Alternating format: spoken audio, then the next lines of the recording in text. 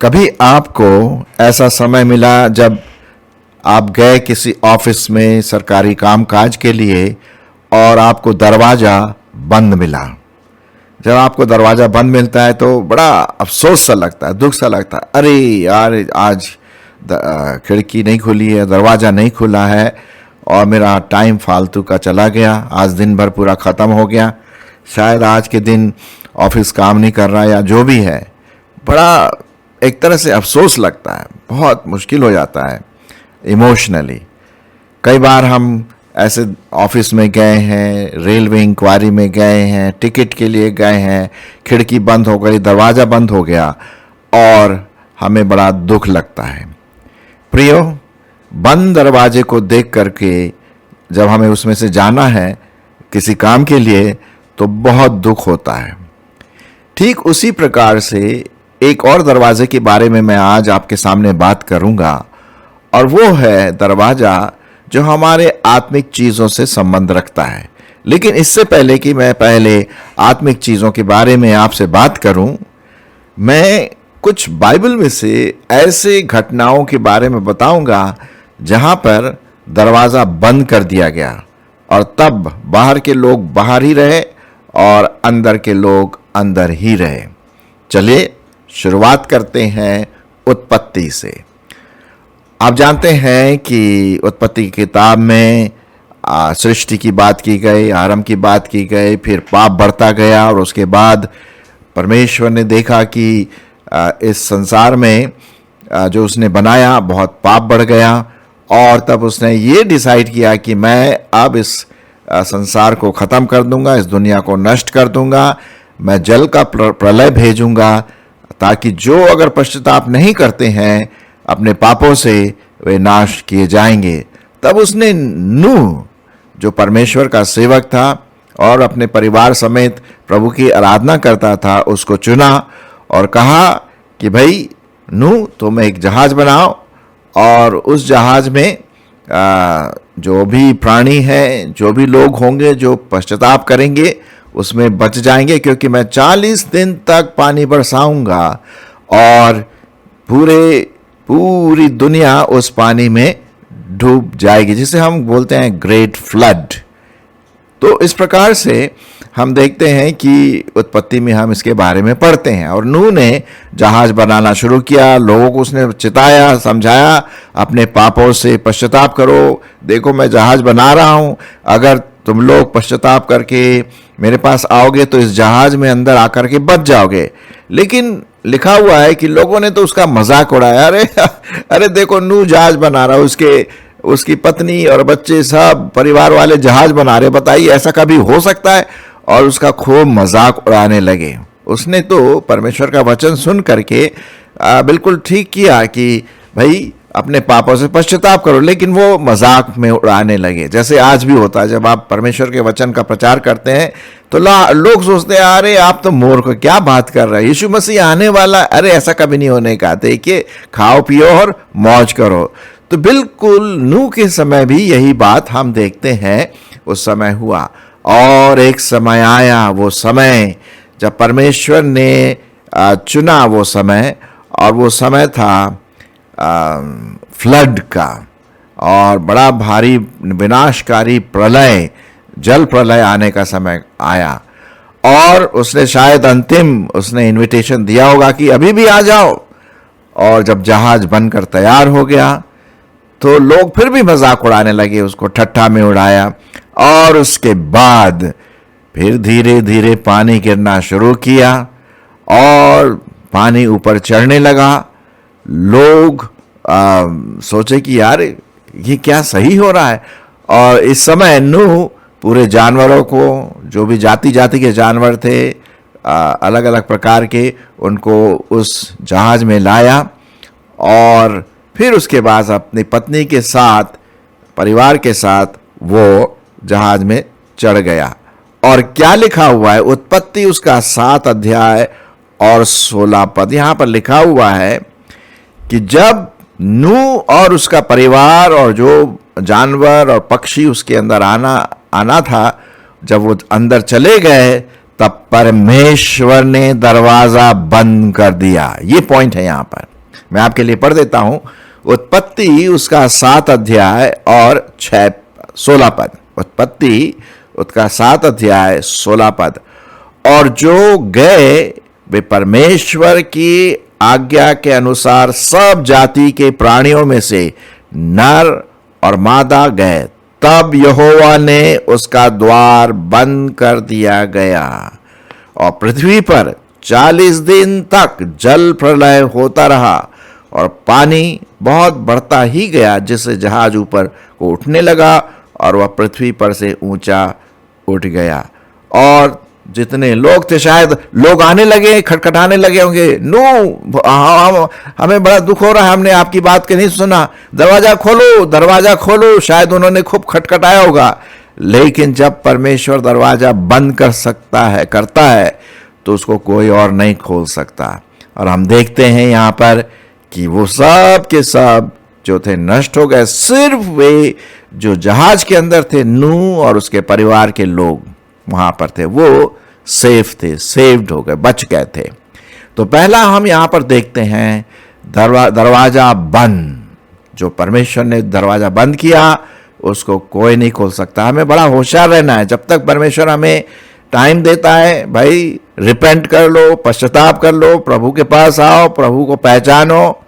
अब जब नहीं होता है तब वो बहुत देर होती है। एक और दूसरा हम इवेंट देखते हैं, घटना देखते हैं, और वो है लूत के बारे में। आपने लूत की कहानी तो जरूर पढ़ी होगी कि वहाँ पर लूत के घर में कोई गेस्ट आए हुए थे और उस नगर के लोग, जो लूत जहाँ पर रहता था, उस नगर के लोग बोले कि अरे ये तुमने किसको अपने घर में दिया, उनको बाहर लाओ ताकि हम उनके साथ कुकर्म करें।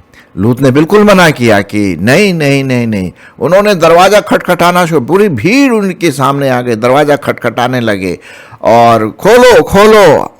और नूह ने बोला नहीं, मैं ऐसा नहीं कर सकता, वो परमेश्वर के लोग हैं।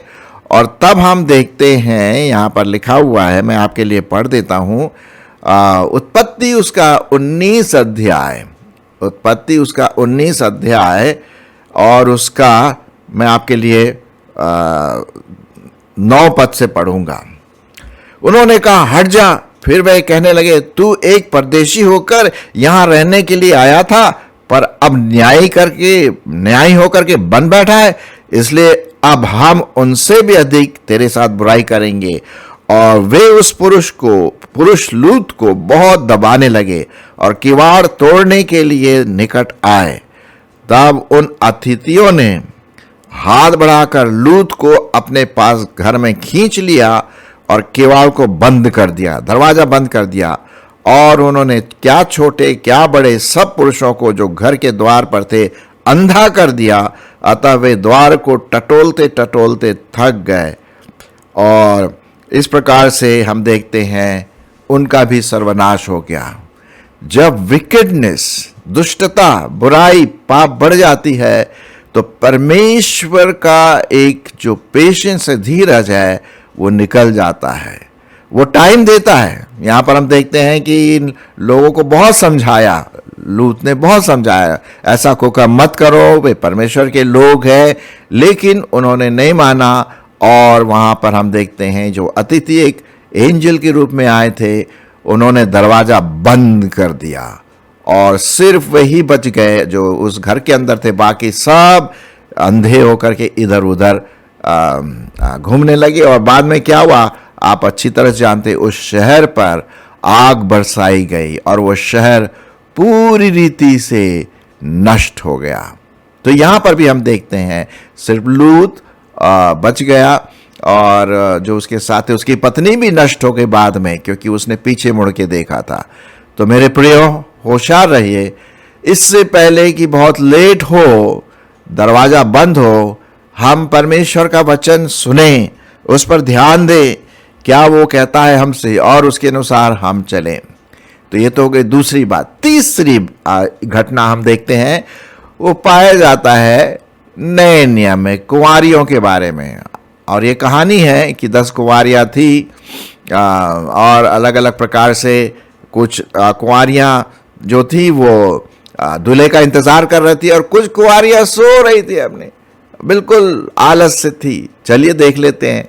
हम पढ़ते हैं मत्ती रचित सुसमाचार और उसका 25वां अध्याय, और उसका हम देखेंगे, वहाँ पर मैं आपके लिए पढ़ देता हूँ, आपके लिए 8 पद से 7 पद से मैं आपके लिए पढ़ देता हूँ कुंवारियों के बारे में। तब वे सब कुंवारियाँ उठकर अपनी मशालें ठीक करने लगी, और मूर्खों ने समझदारों से कहा, अपने तेल में से कुछ हमें दे दो, क्योंकि हमारी मशालें बुझ रही हैं। क्योंकि उन लोग तैयार नहीं थे, आलसी थे। वो बोले जब देखा जाएगा, अब दूल्हा आ गया, वो तैयार नहीं थे। तो मूर्खों ने समझदारों से कहा, अपने तेल में से कुछ हमें भी दे दो, क्योंकि हमारी मशालें बूझ रही हैं। परंतु समझदारों ने उत्तर दिया कि कहीं हमारी तो और तुम्हारे लिए पूरा ना हो। भला ये है कि तुम बेचने वालों के पास जाकर अपने लिए तेल मोल ले लो। जब वे मोल लेने को जा रही थी तो दूल्हा आ पहुंचा, और जो तैयार थी वे उसके साथ विवाह के घर में चली गई, और द्वार बंद कर दिया गया। सुनिए, यहां पर भी द्वार बंद कर दिया गया। इसके बाद वे दूसरी कुंवारियां भी आकर कहने लगी, हे स्वामी, हमारे लिए द्वार खोल दे। उसने उत्तर दिया कि मैं तुमसे सच कहता हूं, मैं तुम्हें नहीं जानता। इसलिए जागते रहो, क्योंकि ना तो तुम उस दिन को जानते हो, ना उस समय क्यों। क्योंकि वह उस मनुष्य के समान दशा है जिसने परदेश जाते से अपने दासों को बुलाकर अपनी संपत्ति उनको दे दी। तो यहां पर हम देखते हैं कि प्रभु यीशु मसीह जो दूल्हा के रूप में है, एक दिन आने वाला है। अब यहां पर एक इंसिडेंट है, एक उदाहरण है जो बताया गया है कि भाई अपनी अपनी मशाले तैयार करके रखो, और जब दूल्हा आएगा तो सब तुम लोग चले जाना। लेकिन उनमें से 5 बोला, अरे कोई नहीं, देखा जाएगा, जब होगा तब देखा जाएगा, अभी तो आराम करो, सो जाओ। और तब से वो दूल्हे के आने का समाचार पहुंचा, और जल्दी उठे भैया, हमारे साथ शेयर करो तेल, हमारे पास नहीं है। हाँ भैया, हम नहीं दे सकते, अगर हम तुम्हें देंगे तो हम क्या करेंगे, हमारी भी मशालें बुझ जाएंगी। वो गई तेल लेने, लेकिन तब तक दूल्हा आ चुका था।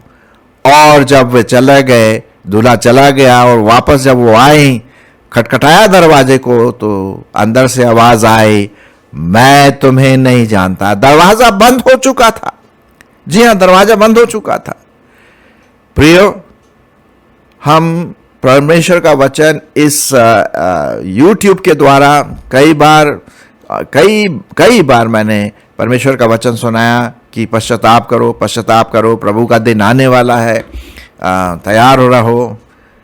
मेरी ऐसी आशा है कि आप जो सुन रहे हैं, आपने प्रभु को अपना दिल दे दिया है, प्रभु को अपना उद्धारकर्ता माना। लेकिन हो सकता है आपने सोचा, अरे ठीक है, हम करेंगे, एक समय ऐसा आएगा जब कर लेंगे, ऐसी कोई बात नहीं है। नहीं, हम देखते हैं दरवाजा फिर बंद जब हो जाएगा, तब परमेश्वर हमें नहीं पहचान पाएगा, है ना।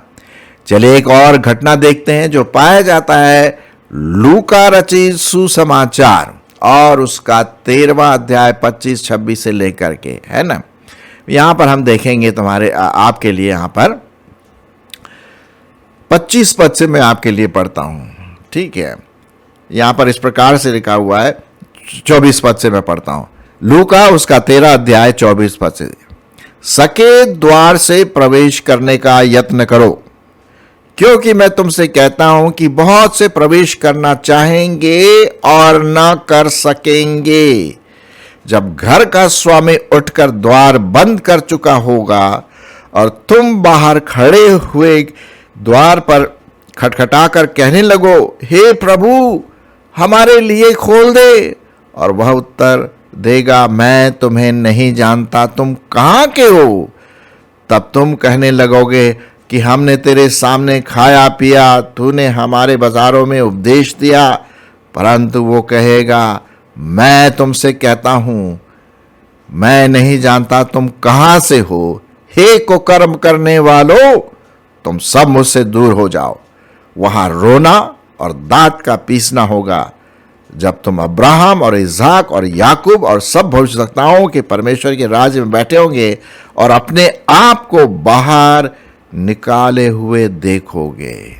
बहुत दुख की बात है, बहुत दुख की बात है। हम उस घर में प्रवेश नहीं कर पाएंगे यदि हमने प्रभु को अंतिम क्षणों तक प्रभु को अपना जीवन नहीं दिया, उद्धारकर्ता करके नहीं माना। और इस प्रकार से हम देखते हैं दरवाजा बंद कर दिया गया। नूह के समय देखते हैं दरवाजा बंद कर दिया गया, लूत के समय देखते हैं दरवाजा बंद कर दिया गया, कुंवारी की जो 5 कुंवारी जो तैयार नहीं थी, दरवाजा बंद कर दिया गया।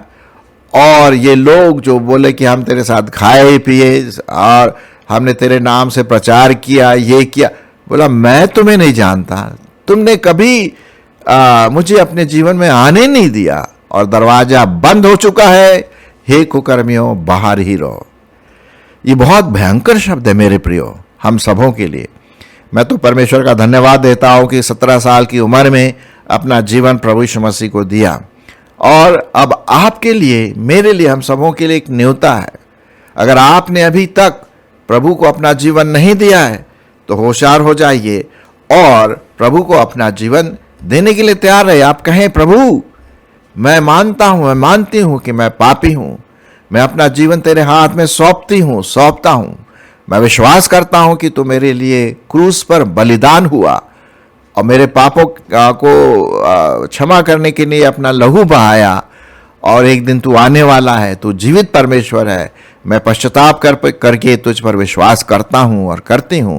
जब पूरे सच्चे मन से हम इस प्रकार की प्रार्थना दिल से प्रभु के सामने हम करते हैं तो परमेश्वर हमारी प्रार्थना को सुन करके हमें उद्धार देगा, हमारे पापों की क्षमा करेगा। क्या लिखा हुआ है परमेश्वर के वचन को सुनिए। मैं पढ़ता हूं आपके लिए 2 कुरिन्थियों उसका 6 अध्याय और 2 पद। बहुत ही एक ज्ञानवर्धक, सतर्क करने वाला, होशियार करने वाला, चेतावनी देने वाला शब्द आपके लिए यहां पर है। मैं आपके लिए पढ़ता हूं। क्योंकि वह तो कहता है, अपनी प्रसन्नता के समय मैंने तेरी सुन ली और उद्धार के दिन मैंने तेरी सहायता की। देखो अभी प्रसन्नता का समय है, देखो अभी उद्धार का दिन है, आज ही उद्धार का दिन है। एक समय आएगा जब दरवाजा बंद हो जाएगा। अभी जब मौका है, परमेश्वर मौका दे रहा है लोगों को, भाई पश्चाताप करो, आ जाओ। इब्रानियों की पत्री और उसका 3 अध्याय, इब्रानियों की पत्री और उसका 3 अध्याय 6 से 8 में आपके लिए पढ़ूंगा। इब्रानियों की पत्री बाइबल में और उसका 3 अध्याय 6 से 8। पर मसीह पुत्र के समान परमेश्वर के घर का अधिकारी है और उसका घर हम हैं, यदि हम साहस पर और अपनी आशा के गर्व पर अंत तक दृढ़ता से स्थिर रहे। इसलिए जैसा पवित्र शास्त्र में लिखा है, यदि आज तुम उसका शब्द सुनो, तो अपने मन को कठोर ना करो, जैसा कि क्रोध दिलाने के समय और परीक्षा के दिन जंगल में किया था। और तुम्हारे पूर्वजों ने मुझे जांच कर परखा और 40 वर्ष तक मेरे काम देखे। कुछ लोगों ने तो विश्वास किया, लेकिन कुछ लोग उन्होंने परमेश्वर पर ध्यान नहीं दिया। आज आप परमेश्वर का वचन सुनते हैं, पता नहीं ये वचन कब खत्म होगा, कब इसका प्रचार खत्म होगा और जब कब प्रभु यीशु मसीह आए। क्योंकि लिखा हुआ है प्रभु यीशु मसीह किसके समान आएंगे? चोर के समान आएंगे। चोर कब आता है आपको पता है? चोर का समय का आने का पता नहीं रहता है। वो कभी भी जब वो देखता है कि जब सब सो रहे हैं, गहरी नींद में हैं, तब बोलते हैं चलो भाई अब हम उस घर में चोरी करेंगे। ठीक उसी प्रकार से जब हम आत्मिक रीति से सो रहे, कोई कंसर्न नहीं है, प्रभु के बारे में कुछ ध्यान नहीं दे रहे, खाओ पियो और मौज करो, कल तो मरना है, इस प्रकार की फिलॉसफी, इस प्रकार की विचारधारा से जब हम ऐसे ग्रसित हैं, एक समय आएगा, प्रभु आएगा और दरवाजा बंद हो जाएगा। आप खटखटाते रहिए, कोई खोलने वाला नहीं होगा। जैसा हमने नूह के बारे में देखा, लूत के बारे में देखा, 5 कुंवारियों के बारे में देखा, वो लोग जो प्रभु का वचन सुनते थे, उन्होंने भी कहा हमने तेरे वचन को सुना सब कुछ, लेकिन तुमने कभी ध्यान नहीं दिया। आज कहीं ऐसा ना हो कि परमेश्वर आपके साथ वैसा ही बोले कि मैं तुम्हें नहीं जानता, दरवाजा बंद हो चुका है। अब जो दरवाजा बंद हो चुका है, परमेश्वर जो दरवाजा बंद कर दिया है, उसको अब नहीं खोला जाएगा। पहले आपको मौका दिया गया था, आपने उस पर ध्यान नहीं दिया। कितने वर्षों से लोग प्रचार कर रहे हैं, भाई पश्चाताप करो, पापों से फिरो, सच्चे परमेश्वर को जानो, लेकिन लोगों ने सब अपने अपने मन से यहाँ जाओ, वहाँ नहाओ, ये करो, वो पूजा करो, सब करो, अपने मन की लगे रहे, मन में जो अपने मन में आया, लेकिन सच्चे परमेश्वर के मार्ग को नहीं जाना। कहीं ऐसा ना हो मेरे प्रियो कि आपके लिए वो दरवाजा बंद हो जाए। सो आज ही मौका है, लिखा हुआ है, अपने मन को कठोर ना करो। जब तुम उसका शब्द सुनो, उसके वचन को सुनो, तो उसके वचन को ध्यान दे करके उसका अनुसरण करो और प्रभु यीशु मसीह को ग्रहण करो। परमेश्वर इसमें